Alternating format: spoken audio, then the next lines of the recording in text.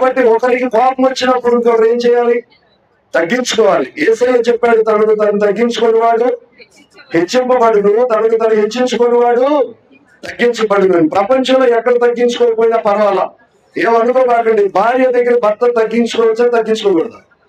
తగ్గించుకోవచ్చు, ఏమవుదు బ్రదర్ గారు.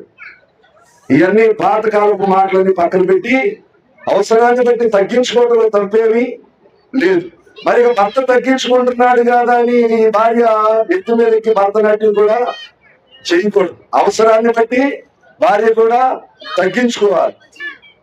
ఒకరినొకరు ప్రేమించుకుంటూ, ఒకరినొకరు తగ్గించుకుంటూ, ఒకరినొకరు తగ్గించుకుంటాం కాదు, ఒకరి ఎదుట ఒకరు తగ్గించుకుంటూ, ఒకరినొకరు గౌరవించుకుంటూ ముందుకు వెళ్ళాలని, మరి ఈ దాంపత్య జీవితం ద్వారా అనేకులు దీవించబడాలని, ఆశీర్వదించబడాలని, వీళ్ళిద్దరి ద్వారా అనేక కుటుంబాలు దీవించబడాలని నా మట్టుకు నేను దైవజనుడిగా ఈ దైవాశీస్సులను దీవెనలు తెలియజేస్తున్నానండి. మరి సమయం ఎంత అయింది చెప్పండి అమ్మా, సమయం ఎంత అయింది?